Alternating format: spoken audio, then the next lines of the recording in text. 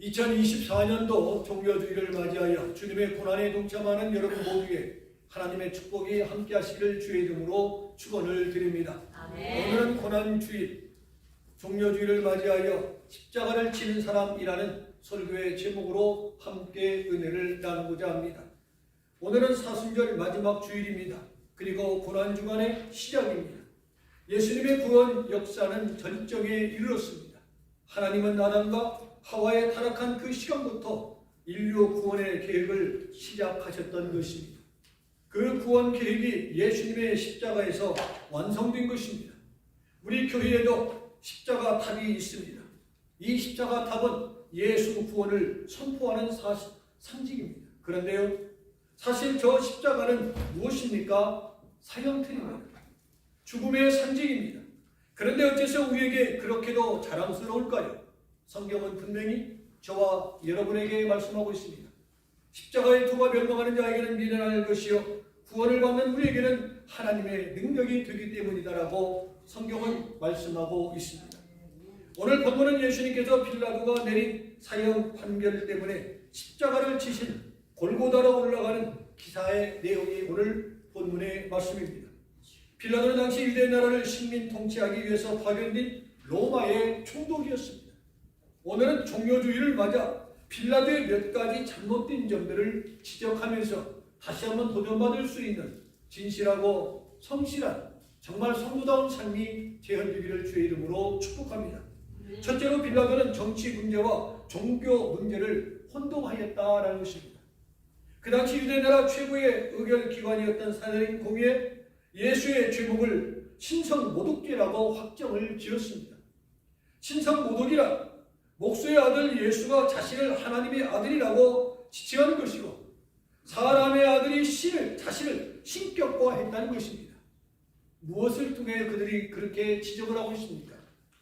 나는 하늘로서 보냄을 받았다. 나를 본 자가 아버지를 보았다라는 말씀을 트집잡아 신성모독죄로 예수님을 몰아세웠던 것입니다. 그러나 유대인들이 지적한 신성모독과 로마 총독과는 아무 상관이 없음을 우리는 시대적인, 정치적인, 성경적인 관을 보아서 발견할 수가 있습니다. 로마의 신은 누구였습니까? 당시의 황제였습니다. 북한의 신은 누구예요? 김정일갑니다. 그래서 뭐라고 표현합니까? 위대한 어버이 수령동지는 모리알로 쌀방울을 만드시는 위대한 어버이 수령동지. 그렇죠? 그렇게 표현을 합니다. 지금도 직격과 북한의 국어사전에 예수를 뭐라고 계십니까? 미제 앞제비라고 쓰여 있습니다. 당시의 로마 시대에는 황제가 신이었습니다. 로마의 신은 황제이기 때문에 로마 황제를 매도하거나 그 이름을 욕되게 하지 않는 한 신성모독죄에 성립되지 않는 것입니다. 그런데 빌라도 총독은 예수님에게 사형을 언도했습니다. 그는 유대인의 종교 문제를 정치적으로 교묘하게 이용한 것입니다. 정치가는 종교를 교묘하게 이용하는 것이 그 시대의 역사적인 관행이었던 것을 봅니다. 지금도 마찬가지입니다. 정권 유지나 권력 보신을 위해서라면 수단과 방법을 가리지 않고 정치 권력의 형태인 것을 봅니다. 지금 대한민국에는 국회의원 선거, 미국에는 대통령 선거를 앞두고 있습니다. 정치 권력의 형태를 보여주고 있는 것이 아니고 무엇이겠습니까? 우리가 눈으로 몸으로 겪는 일들이지만 선거철이 되면 교회부터 한 번도 발라보지 않은 사람이 나는 기독교인입니다 라면서 굽실거리는 몸들을 보게 되어집니다. 내가 본 그분은 분명히 기독교인인데 어떻습니까? 천주교에 가면은 천주교 신도가 되고 불교에 가면은 불교인이 되고 변신을 거듭하는 경우를 종종 보게 되어집니다. 사람은요, 색깔이 분명해야 됩니다. 정치가 종교를 이용하려 들어서도 안 되고 종교가 권력 주변을 맴돈다고 하면은 야합하게 되어지면 결국에는 종교도 정치도 타락하고 만다는 것입니다. 종교는 정치를 간섭하고 감독할 수는 있지만 종교가 정권, 정치 권력을 장악한다는 것, 손에 잡는다는 것은 바람직하지 않다는 것입니다.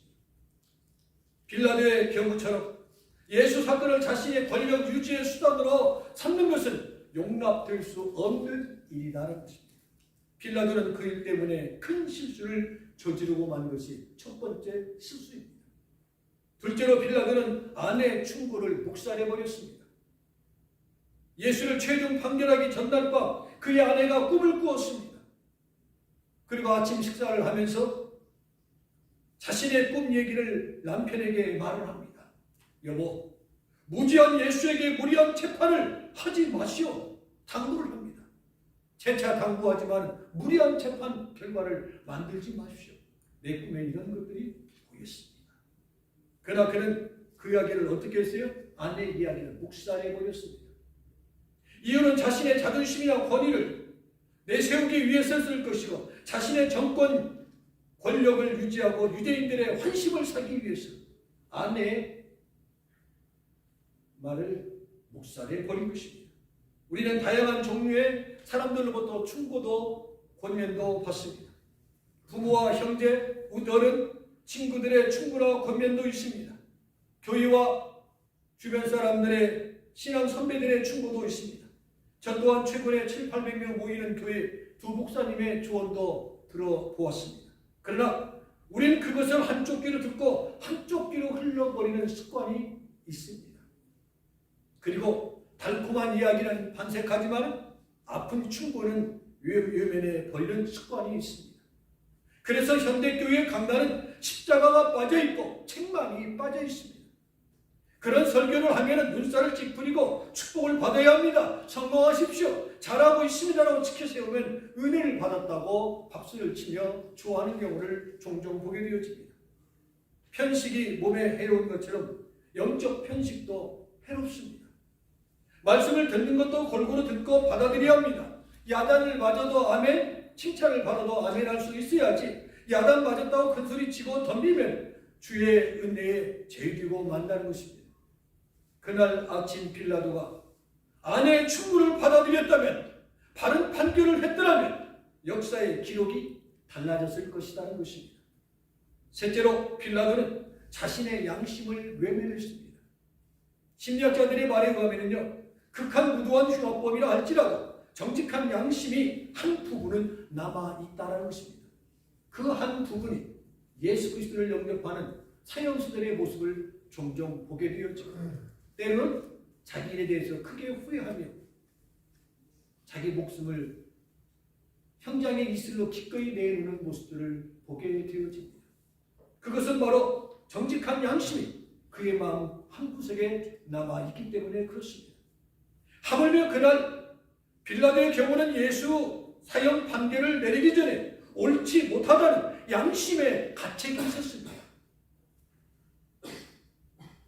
군중들을 보았을 때는 그들을 따라야 되지만 내 신앙 양심이 아니라 그냥 양심만으로도 인간적으로도 도저히 그를 죽일 만한 사형 선고를 내릴 만한 죄목이 아닐 것입니다. 그런데 그는 그것을 외면해버렸습니다. 양심과 하나님은 외면할 수 없다라는 것을 우리는 알아야 합니다. 정직한 양심의 소리를 외면하면 일생 동안 고통 속에 살아가는 것입니다. 누가 알아요? 자기 자신은 알아요. 사극에 보게 되어지면 춘향전 특히 이모녀가 사또로 딱 앞에서 뭐라고 합니까? 어사가 돼가지고 너 이놈! 네 죄를 네가 알렸다. 그렇죠? 내 죄는 내가 합니다. 우리가 하나님 앞에 어떤 모습으로 오늘을 살아가고 있는가? 내 아내와 남편 앞에서 내가 어떻게 살아가고 있는가? 내 자녀들 앞에, 교우들 앞에 나는 어떤 모습의 사람인가를 누가 알아요? 내가 알아요. 빌라도는 자신이 압니다. 사람은 속일 수 있을지 모르지만 내 양심은 속이지 못하기에 평생 괴로운 거예요. 그렇기 때문에 사형장에 총살을 시키더라도 혼자 사형을 시킵니까? 몇 사람이 합니까? 홀수로 하지요. 5명, 7명이 총을 쏘게 합니다. 똑같이 총소리를 나지만은 그 안에 총알은 하나밖에 없습니다. 왜요? 개인이 쏘아서 사형수에게 사형을 했다 할지라도 평생 괴로움을 갖기 때문에 그들에게 직업상 하지만은 괴로움을 주지 않기 위해서 화약이 있어 똑같은 소리를 내지만 하나는 딱 한 방이 나가서 그 사람을 상장에 있으면 사라지게 한다는 것입니다. 그런 것처럼 사람은 자기 양심을 속일 수가 없습니다. 하나님을 외면하는 그 총괄이 심판과 지옥이라는 것입니다. 만일 그때 빌라도가 양심의 소리를 외면하지 않고 바른 자리에 섰더라면 그의 삶이 뭐예요? 달라졌을 것입니다. 넷째로 빌라도는 속죄관이 잘못되었습니다. 그는 예수 사형을 확정 판결한 뒤 나는 죄가 없다. 여봐라 태아에 물을 떠오너라. 그리고 손을 어떻게 했다고요? 씻어버렸어요. 예수는 십자가에 못 박게 한 죄가 손을 씻는 행위로 없어지는 발상은 보통 문제가 아니에요. 대한민국 말로 아니면 그 말입니까? 아니지요. 아닌 건 아닌 것입니다. 그는 손을 씻으면 다 끝나는 걸로 생각을 했습니다. 중세시대에 천주교의 타락에 극에 달했을 때 돈을 많이 내면 자신의 죄는 물론이거니와 먼저 주식인 죽은 가족의 죄까지도 사함받는다고 해서 저 유명한 무엇을 팔았어요? 속죄물을 판 적이 있습니다. 당시에는 로마 교황청 건축이 있었습니다. 건축비가 모자랐어요. 그 돈을 충당하기 위해서 안을 내는 것이 무엇입니까? 면죄부 판매였습니다. 면죄부 판매의 총책임자였던 탓제는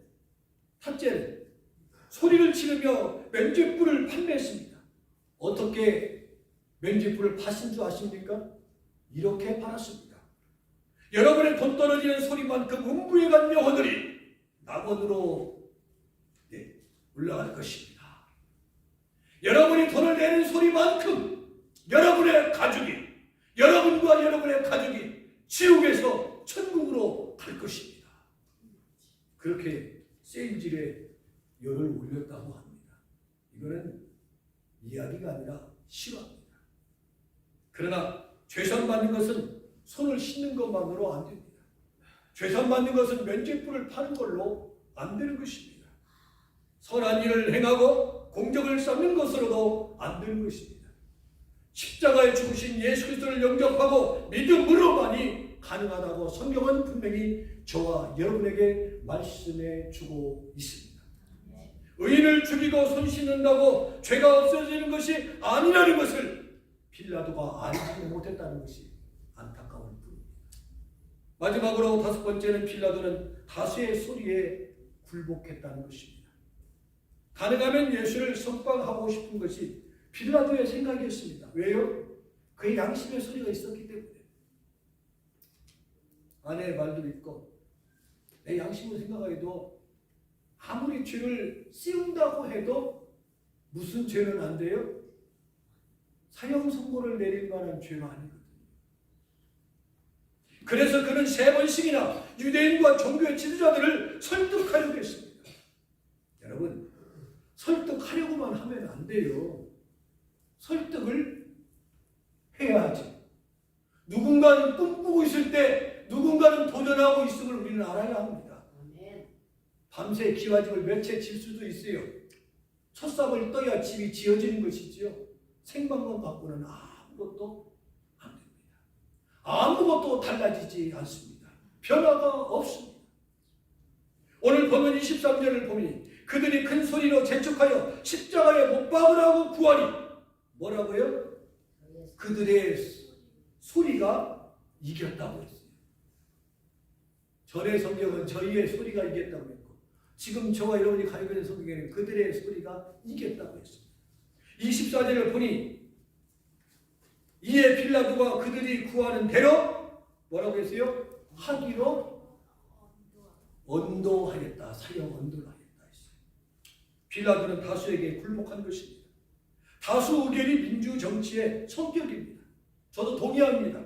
다수 의견에 의해서 민주주의자는 다수 의견을 따르고 순응하는 것이 정직한 것입니다. 그러나 때로 그 다수의 결정이 예수를 십자가에 못 박으라는 압력이 될 수 있다는 것을 우리는 기억을 해야 할 것입니다. 그래서 민주주의는 절대적 가치를 지닌 정치 제도가 아니다는 것입니다.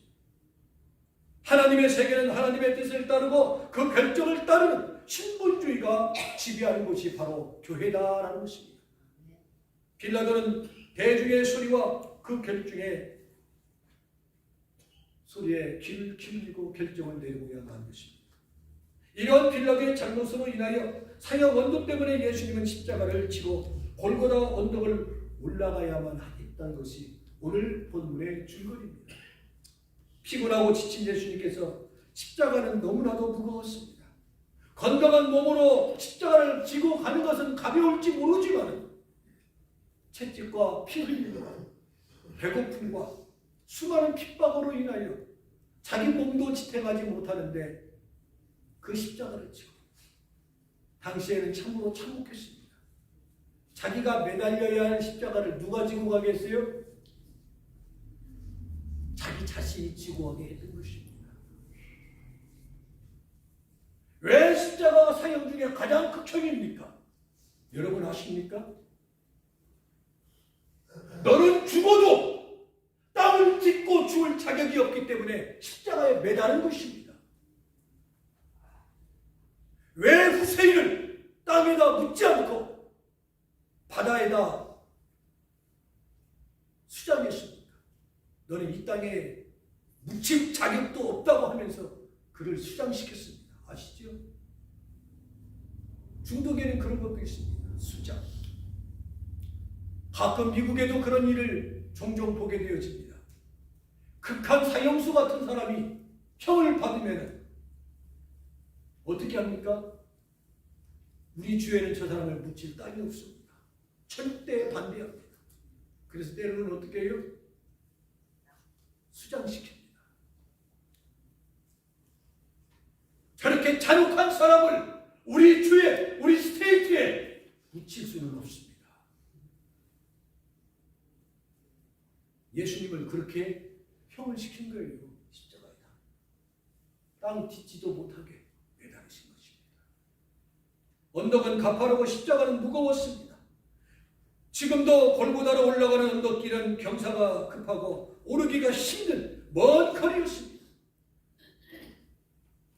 2004년도에 성지순례 갔을 때 정말 어려운 그 골고다의 길을 갔습니다. 갔을 때 우리 목사님들이 실습을 했거든요. 직접 현장에서 골고다의 언덕길을 올라가는데 참 송구하고도 하나님 앞에 미안하고 성도들 앞에서 송구하고. 왜냐고요? 혼자도 아니고 두 사람씩 인원이 많아지면 메고 가요. 두 사람씩 메고 가는 건 이해를 해요. 무겁지도 않는 거 무거워할까 봐 밑에다가 바퀴 달아가지고 송구하더라. 바퀴도 하나가 아니요 두 개가 이렇게 다 달려있어요. 끌고 가는 거지 들고 가는 게 아니라. 성하지 못한 몸으로 예수님이 올고다 골고다 언덕을 갑니다. 이 길을 비아 돌로로사라고 합니다. 예수님을 채찍하며 뒤따르던 군병이 갑자기 주변을 두리번거립니다. 장정 하나를 불러 세웠습니다. 그리고 그에게 예수 대신 십자가를 지라고 명령합니다.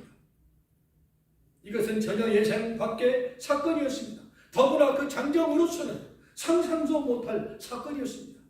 구경하러 왔다가 하루아침에 십자가 지는 신세가 진 것입니다. 여러분이 십자가 지는 착출된 당사자라면 여러분은 어떤 마음에 어떤 심정이었겠습니까? 본문은 그 사람을 구레네 사람 시몬이라고 26절에 표현하고 있습니다. 당시 구레네는 아프리카 동북편에 있던 중요한 도시로 현재 트리폴리입니다. 그는 로마서 16장 13절에 바울이 언급한 루포의 아버지로 보입니다. 아버지는 예수님 대신 십자가를 졌고 그의 아들은 예수님의 사도인 바울을 헌신적으로 섬겼던 가족이 되었습니다. 무엇을 의미하고 있습니까? 억지로 졌던 십자가의 신앙이 가정에 가져다준 하나님의 축복을 발견할 수가 있습니다. 아멘. 그날 시몬이 진 십자가는 억지로 진 십자가입니다. 그러나 그 사건으로 인하여 그의 가문이 예수님의 가문이 되는 결정적인 동기가 되었다라는 것입니다. 본문 26절을 보면 그들이 예수를 끌고 갈 때 시몬이라는 그에게 십자가를 지워 예수를 따르게 하더라라고 했습니다. 우리는 여기서 시몬이 억지로 십자가를 졌다는 것과 예수를 쫓게 했다는 사실을 주목해야 합니다. 시체말로 말하면 뭐예요? 그는 뭐예요? 시체말로 말하면 재수없게 걸린 사람이에요. 재수없게. 예수님의 12 제자도 아니었고 예수님과 깊은 인연을 맺은 사람도 아니었는데 구경 나왔다가 십자가 가까이 있다는 이유 때문에 남들보다 덩치가 크고 힘이 있게 보였다는 것 때문에 억지로 십자가를 져야 했습니다. 그리고 그는 십자가를 지고 예수님을 뒤따라야 했다는 것입니다. 여기서 26절에 따르게 하더라는 말씀의 의미는 뒤에서 지고 가게 하였다는 것입니다. 여기에 깊은 진리가 또 있습니다. 그리스도인의 삶은 매일 순간마다 십자가를 져야 하는 삶이요. 좋든 싫든 원하든 원치 않든 경우에 따라서는 억지로라도 십자가를 져야 한다는 것입니다. 그러나 십자가를 지고 주님을 섬기고 교인을 섬긴다고 해서 주님보다 앞장서서는 안 되는 것입니다. 여러분, 개를 키워보셨죠? 버릇 나쁜 개는 어떻습니까? 산책을 하면 어때요? 지가 끌고 가. 누구를? 주인을. 지가 주인인 걸로 착각합니다. 그러나 훈련된 개는 어때요? 주인이 가면 가고 옆에 서서 쓰면 씁니다. 개한테 너무나 잘해주면은 지가 그 집 주인인 줄로 착각해요. 이건 농담이 아니고 진담입니다. 개는 그의 동물은 정신 못 차리고 주인인 줄 알아요.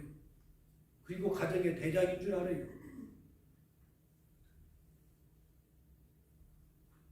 오늘 여기에도 주님보다 앞서서는 안 돼요. 시몬이 주님을 뒤를 따르며 십자가를 졌던 것처럼 철저하게 그 뒤를 따라가야 합니다. 내가 져야 할 십자가가 무엇입니까? 예수님 때문에 겪는 고통이며 예수님 때문에 입는 손해입니다. 그리고 예수님 때문에 견뎌야 하는 시련과 시험을 의미합니다. 우리의 신앙적인 관심은 예수님 때문에 행복하고 성공하고 번영하는 데 있습니다. 그러나 주님 대신에 십자가를 질 수 있는 사람이라야 영광과 축복을 받게 된다는 것이 성경의 말씀입니다. 그리고 더 중요한 것은 주님과 교회를 위해서 희생하고 봉사했다고 해서 기업을 도하거나 생색을 내서는 안 된다는 것입니다. 사복음서를 살펴보아도 엉겹결에 십자가를 쳤던 시몬이 그 어떤 항변도 불평도 늘어놓지 않았다는 것을 발견할 수가 있습니다. 말없이 묵묵히 십자가를 지고 주님을 따라 갔음을 보게 되어집니다. 저는 이 모습 속에서 말없이 아버지 아브라함을 따라 모리아산에 번제단을 향해 올라갔던 이삭을 떠올려 보았습니다. 주님을 위해서라면, 주님이 주신 일이라면 억지로라도 할 수 있는 신앙 고백이 저와 여러분에게 있기를 축복합니다. 모든 일이 힘겹고 배짱에 맞지 않더라도 억지로라도 따라보려고 한번 노력해 보시기 바랍니다. 주님은 그 사람을 영원히 기억하시고 그 자손을 축복해 주실 것입니다. 내가 먼저 십자가를 집시다. 그러나 앞장서지 맙시다. 주님 따르며 주님을 위해서 십자가를 지는 오늘 이 시대 현대판 시몬과 같은 여러분 모두가 되기를 주님의 이름으로 축원을 드립니다.